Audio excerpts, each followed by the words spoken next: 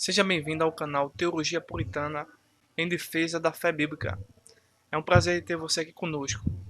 Dando continuidade ao nosso comentário, ao nosso estudo sobre a fragilidade humana e a soberania divina, o sofrimento e a restauração de Jó. Temos um título e um subtítulo, ou seja, nós vamos compreender até certo ponto coisas totalmente complexas e, ao mesmo tempo, incompreensível à mente humana. Portanto, já temos de início uma base para entender que um livro de Jó não é um produto cultural ou apenas humano, tá certo? No sentido de que é uma criação humana, foi do ser humano. Não, foi um trabalho conjunto do autor divino com pelo menos dois autores humanos, Moisés e Jó. Como já dissemos já de início no primeiro vídeo, vamos aumentar a quantidade de informações que vai é, ratificar e fortalecer este posicionamento e outros. Então, neste vídeo, nós vamos comentar a lição de número 2. Quem era Jó? Quem era Jó? Para depois a gente, ao trabalhar a exegese e a hermenêutica, ou seja, a correta interpretação do texto bíblico a partir do seu verdadeiro referencial original, que é o autor, a sua cultura, a sua confissão de fé e assim por diante, para depois trazer-nos uma reflexão sobre quem nós somos neste exato momento, nessa dispensação. Porque cada autor bíblico ou cada personagem bíblico estava em uma dispensação. Como já tenho dito em alguns outros vídeos, dispensação é, resumidamente falando, a maneira como Deus trabalha a, a natureza humana, tá certo? E a dispensação que nós estamos agora é a dispensação da graça. É o período das aspas em que a igreja está atuando. Quando a igreja desaparecer da terra, com o advento do arrebatamento, a vinda de Cristo, dá-se início à grande tribulação. Bem, vamos começar com essa pergunta: quem era Jó? O autor bíblico, eu vou passar para vocês aqui o PDF, tá? Da revista. Aí você não pode enxergar melhor, enquanto eu vejo aqui minhas anotações. Bem, quem era Jó? O texto áureo diz o seguinte: havia um homem na terra de Uz, cujo nome era Jó. E este era homem sincero, reto e temente a Deus, e desviava-se do mal. Jó, capítulo 1, versículo de número 1. Deixa eu ver. Pronto, tá certo. Então, o texto bíblico afirma que era a família de Jó, que era sincera, reta, temente a Deus e desviava-se do mal. Eram os amigos, era a comunidade, eram os trabalhadores, não. Era um homem falho, pecador, chamado Jó, que era sincero, ou seja, uma pessoa que buscava a verdade. Mesmo que tivesse errado, ele se consertava, buscava sempre melhorar, sempre se corrigir, uma pessoa sincera, né? Nunca no sentido de que dizia uma verdade para humilhar o próximo, ao contrário, mas para libertar. Reto, uma pessoa que evitava cometer faltas, certo? E temente a Deus é a base da existência de Jó. Temente a Deus, fazer o que Deus queria. E desviava-se do mal, ou seja, quando o mal estava em sua frente e ele poderia evitar, assim fazia. Ele não ficava teimando, achando que poderia vencer o mal por si próprio. Apenas desviava-se e permitia que Deus combatesse esse mal. E assim você vai ver na história de Jó. A verdade prática é: quem zera por um caráter irrepreensível obtém testemunho acerca da sua integridade. Temos a leitura bíblica em classe. Geralmente eu não faço a leitura nos vídeos, mas eu acho importante eu fazer essa leitura porque eu vou me fundamentar muito nessa leitura, tá? Diz assim, leitura bíblica em classe, Jó capítulo 1, versículo 1 ao versículo 5. Bem, havia um homem na terra de Uz. Nós vamos saber hoje onde fica Uz, tá certo? Cujo nome era Jó. Este era um homem sincero, reto, temente a Deus e desviava-se do mal. E nasceu-lhe 7 filhos e 3 filhas. E era o seu gado 7.000 ovelhas e 3.000 camelos, 500 juntas de bois e 500 jumentas. Era também muitíssima a gente ao seu serviço, de maneira que este homem era maior do que todos os do Oriente. E iam seus filhos e faziam banquetes em casa de cada um no seu dia, e enviavam e convidavam as suas 3 irmãs a comerem e beberem com ele. E sucedia pois que, tendo decorrido o turno de dias de seus banquetes, enviava Jó e o santificava, e se levantava de madrugada e oferecia holocaustos, segundo o número de todos eles. Porque dizia Jó: porventura, pecaram meus filhos e blasfemaram de Deus no seu coração? Assim o fazia Jó continuamente.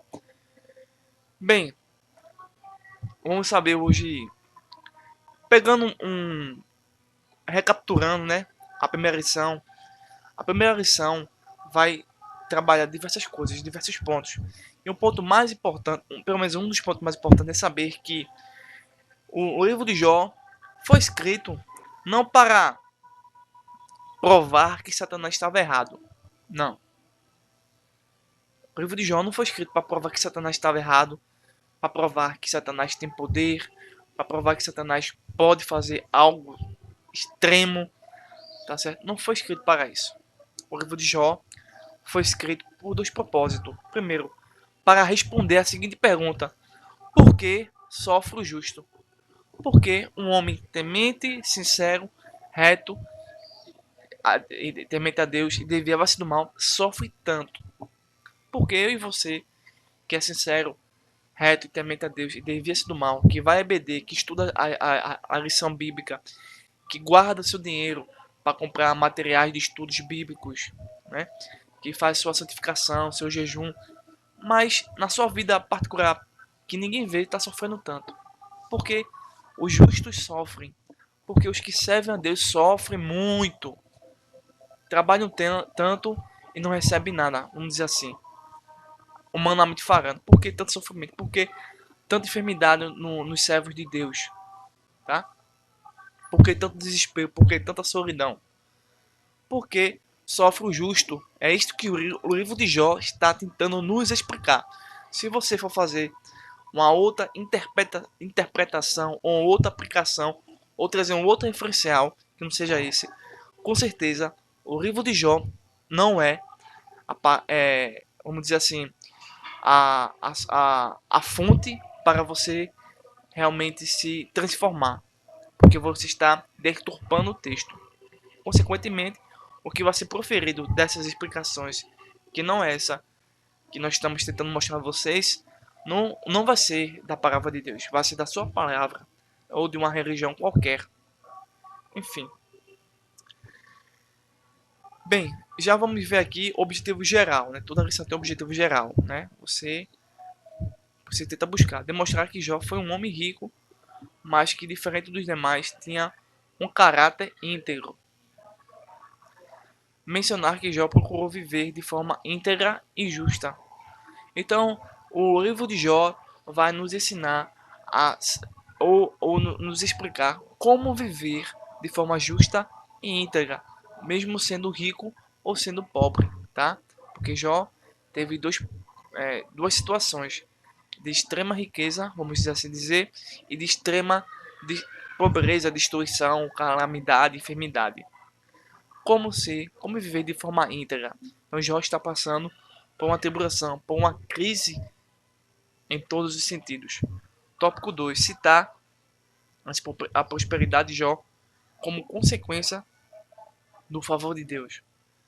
Destacar a piedade pessoal de Jó como modelo para os crentes. Então, é bom ter a fé de Jó e é maior e melhor ainda é ter o Deus de Jó conosco. Porque não sabemos o dia da manhã ou o fim da nossa história, né? Nem como as coisas vão ser daqui para frente. Mas sabemos que o Todo-Poderoso está conosco. Esse é o ponto mais importante Bem, deixa eu, acho que eu vou voltar aqui para vocês. Deixa eu ver aqui. Pronto, eu vou voltar aqui para a leitura bíblica, tá? Vamos começar aqui.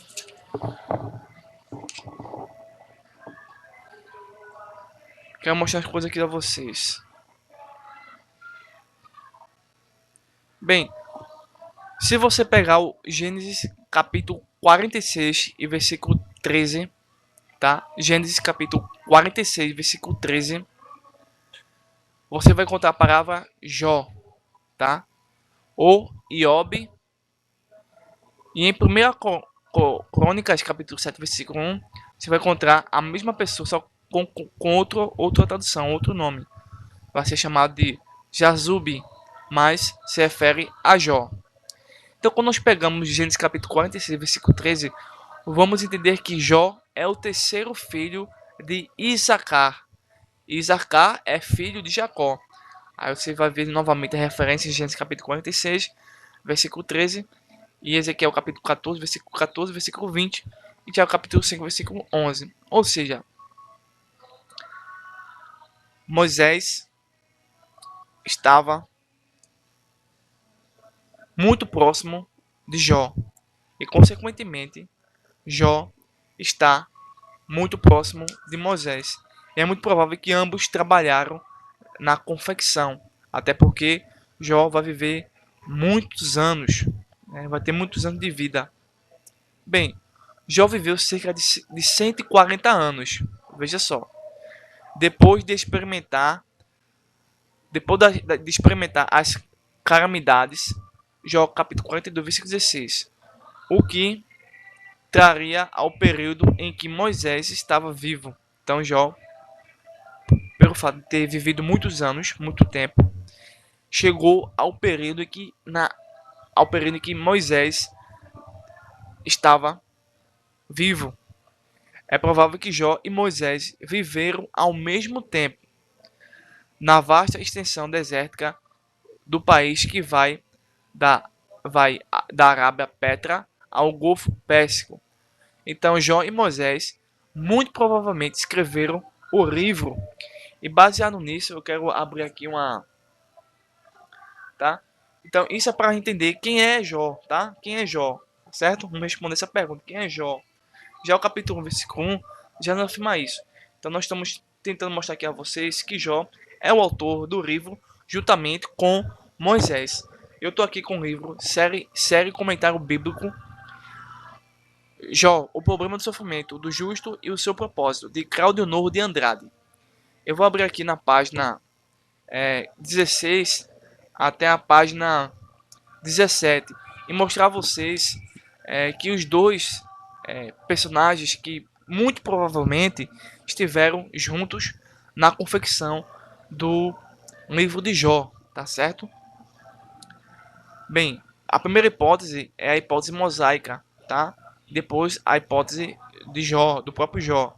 E ambos escreveram algumas partes e outros complementou através da revelação, tá certo? Então, um sem outro, provavelmente o livro de Jó seria desconexo. Mas se nós aceitarmos essa tese de que Moisés e Jó trabalharam juntos na confecção do livro, teremos uma obra extraordinária. Bem, a ideia de que Moisés foi escritor do livro de Jó parte da ideia de que durante o seu exílio de 40 anos em Midian, teria entrado em contato com diversos gênios, diversos sábios gentios, que mantendo-os incolumes à idolatria que pouco a pouco ia destruindo o tecido moral e espiritual daquela região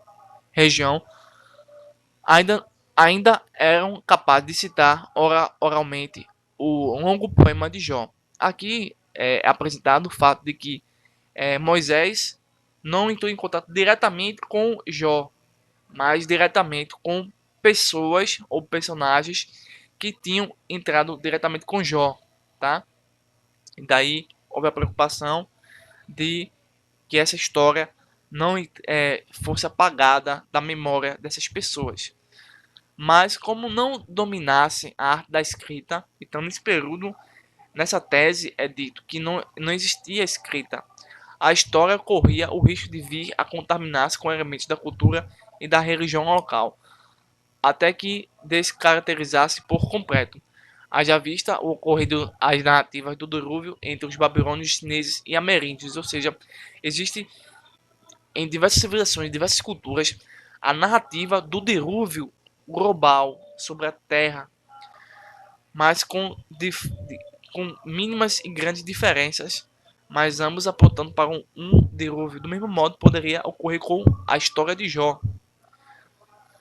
De acordo com essa hipótese, Deus inspira Moisés a registrar a história de Jó por escrito, a fim de integralmente preservá-la. Ou seja, nessa parte que estou mostrando a vocês, é que Moisés ele escreve totalmente o livro de Jó, sem o contato com Jó, tá? Mas a ideia que eu estou apresentando a vocês é o seguinte, é que Moisés entrou diretamente com essas pessoas que estavam próximas a Jó. Consequentemente, Moisés entra em contato com Jó e daí registra a história de Jó. Porém, faltava alguns pontos que Jó não sabia.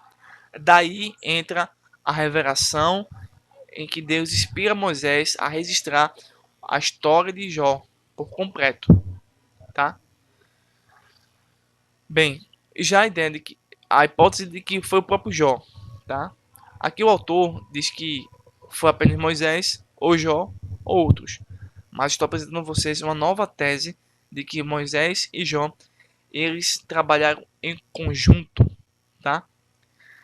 O patriarca, numa época bastante recuada, talvez há mais de 5.000 anos, não lhe era desconhecida nem a arte nem o ofício de escrever.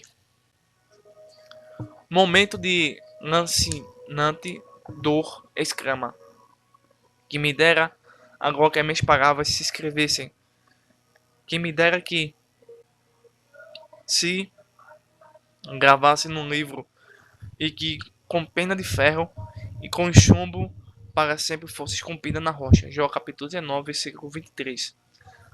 Não podemos inferir desta passagem fosse Jó um escritor.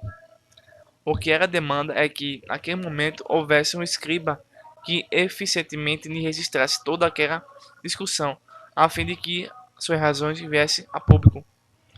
Naquele recuadíssimo tempo, eram os discursos artisticamente gravados em lâminas de argila que, endurecida ao sol, perenizavam as filosofias e as máximas daqueles sábios. Depreendemos que algumas declarações, em virtude de sua relevância teológica, filosófica e histórica, eram esculpidas com ponteiro de ferro nas rochas para que todos pudessem lê-las. Então, aí nós estamos apresentando a vocês a ideia de que Jó e Moisés trabalharam juntos, dando continuidade aqui, tá certo?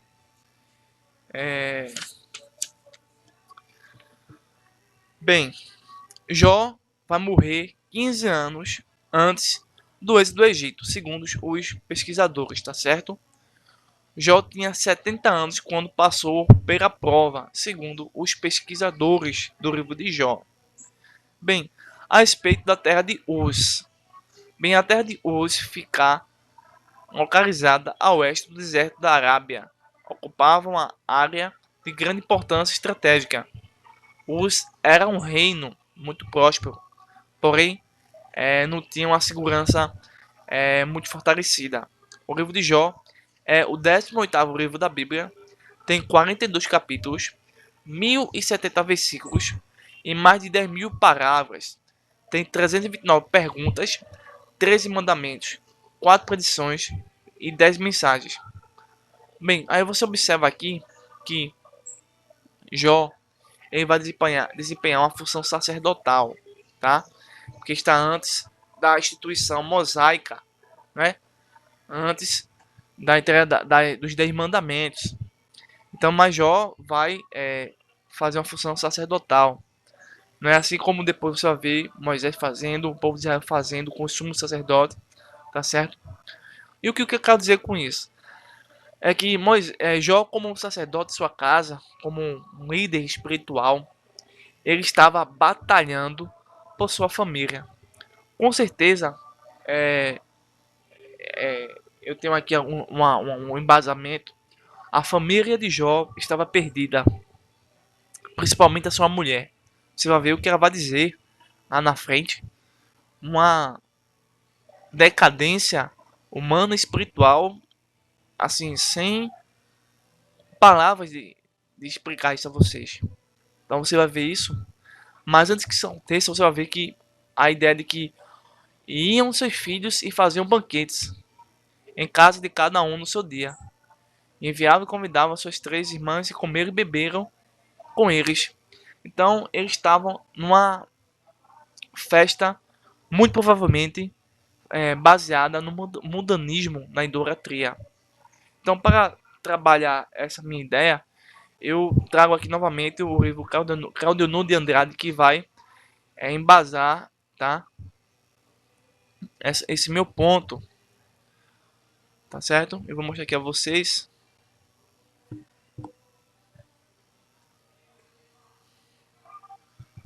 Pois bem,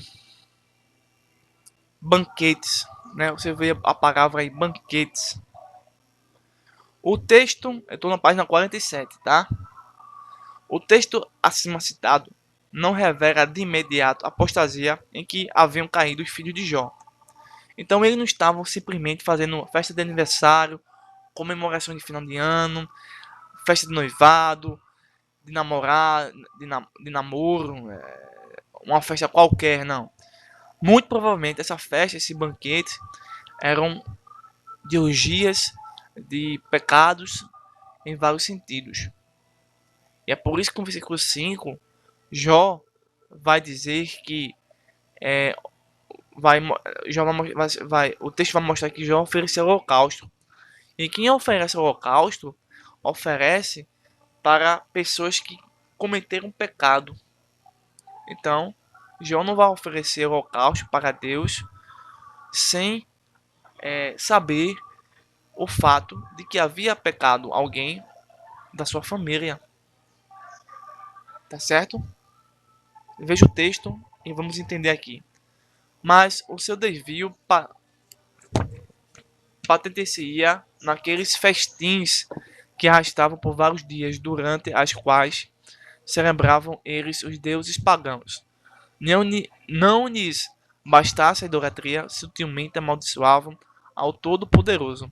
Se recorrermos ao original, veremos que Mishite é a palavra para banquete. Traz a imagem de uma irrefreável orgia na qual os convivas agem irrefletida e loucamente. Comamos e bebamos, porque amanhã todos morreremos. Quão profanos e hipócritas eram aqueles filhos de Jó. E o coração de Jó não se enganava. Talvez tenham pecado os meus filhos, em blasfemados contra Deus no seu coração. Jó capítulo 1, versículo 5. Você vai ver aqui, ó, porque dizia Jó. Jó dizia, porventura, provavelmente meus filhos pecaram e blasfemaram de Deus. Aonde? Nas festas, nos banquetes, naquelas orgias no seu coração. E assim Jó vai fazer esse sacrifício, né?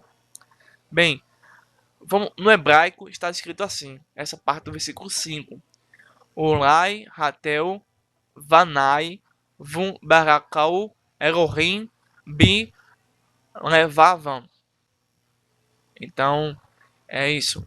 Talvez tenham pecado os meus filhos e blasfemado contra Elohim, Deus em seu coração. Tem-se a impressão de que os filhos de Jó louvavam ao Todo-Poderoso, mas a verdade é que eles, disfarçada e impiamente, bendiziam os deuses, amaldiçoando ao único e verdadeiro Deus. Na maioria das versões modernas, os tradutores, abandonando as sutilezas do autor sacro, optaram pelo óbvio, mostram que os filhos de Jó, naqueles banquetes, amaldiçoavam a Deus no silêncio de seus corações. Pode haver pecado maior? A apostasia somava-se à hipocrisia. Eis porque o patriarca, terminadas aquelas festanças, levantava-se de madrugada e oferecia sacrifícios em favor de cada um de seus filhos. Então, Jó era o único crente salvo, redimido pelo sangue de Cristo na sua família. Infelizmente, essa é uma história real em que em muitos casos acontece.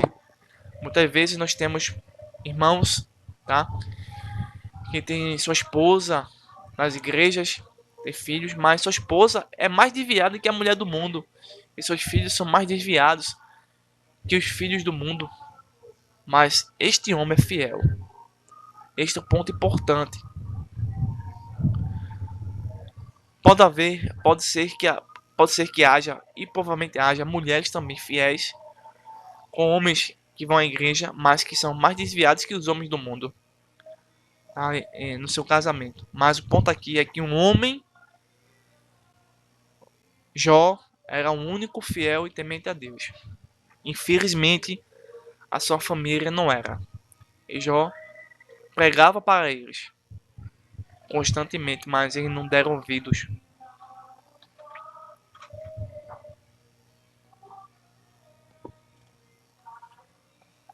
Deixa eu ver se tem mais informações aqui. Bem, vamos mostrar aqui uma coisa importante. Antes de eu falar sobre a mulher de Jó, eu quero dizer o seguinte aqui. Jó desempenha uma função sacerdotal, tá? Que vai ser um exemplo para os crentes de hoje. Os crentes de hoje não precisam de sacerdotes ou de sumos sacerdotes. Como o catolicismo precisa do padre para ser bispo do papa, de cardeais, de santos e santas, de todo um monte de promessa. Porque existe um bloqueio impossível que no imaginário dessa seita, sem esses elementos, é impossível chegar-se a Deus. Então é preciso ter Maria, ter Pedro, ter Paulo, ter tantas coisas desnecessárias.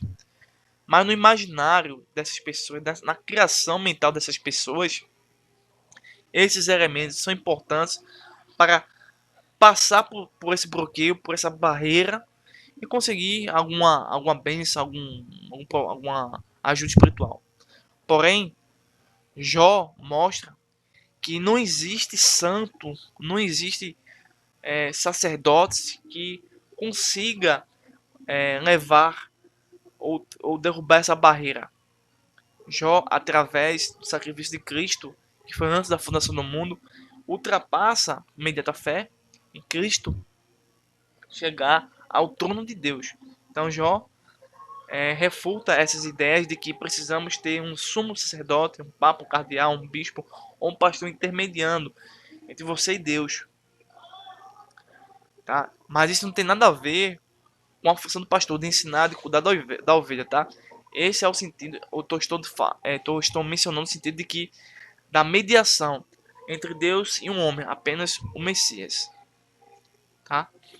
Então todos nós temos essa oportunidade de ter a possibilidade de entrar no trono diretamente, mediante Cristo. Se eu tenho Cristo, boto qualquer outro desses elementos, realmente não acontece nada. Bem, a mulher de Jó. A mulher de Jó é complicado. Vamos ver. O vocábulo hebraico usado para descrever a esposa de Jó é Nebalut. A palavra não denota apenas alguém destituído de juízo. No capítulo 2, versículo 10, está escrito assim. Deixa eu pegar aqui. Falas como qualquer doida. Essa palavra doida ou louca é da palavra hebraica nebolote. A palavra nebolote vem significar não somente uma pessoa que tem falta de juízo, mas indica prioritariamente uma pessoa caracterizada pela falta de recato, pudor, sabedoria. Seria este o fiel retrato da mulher do patriarca? Então, baseado no capítulo 2, versículo 10, essa parábola está dizendo quem era realmente a mulher de Jó. Como as outras parábolas mostram quem era Jó. Jó era sincero, reto e temente a Deus e desviava-se do mal. Mas a palavra que Jó vai descrever quem era a mulher de Jó era uma doida. Mesmo sendo crente, tá? Mas era uma doida. Infelizmente, por ser uma mulher infiel ao Todo-Poderoso, ela vai germinar, tá? Ela vai germinar, vai colocar a semente da impiedade em seus filhos. Por isso que eles fazem aqueles banquetes de idolatria e de orgias. Então a apostasia já estava na casa de Jó há muito tempo. Então nós observamos. Então Jó passou por todas essas dificuldades que é, antes da sua maior provação. Jó já tinha dificuldade em sua casa com seus filhos e com sua esposa. E a verdadeira prova de fogo acontece depois que Satanás quer destruir Jó. E não sua família ou seus filhos, mas Jó, porque sua família e os filhos de Jó, a esposa de Jó, já estavam perdidos. Jó era a única pessoa que poderia pregar para essas pessoas. E essas pessoas estavam cativas de Satanás. Mas Jó servia a Deus. Felizmente, aprendemos que Jó nos traz ensinamentos que muitas vezes nós não acreditamos. Você é fiel, mas muitas vezes a sua esposa é infiel. A sua esposa é fiel, mas muitas vezes o seu marido é infiel. Ou seus filhos são infiéis. Mas o importante é que nós precisamos permanecer na fé, mesmo que isso doa profundamente em nossa alma. Eu espero vocês no próximo vídeo, se assim Deus permitir. Tá certo? Forte abraço a todos.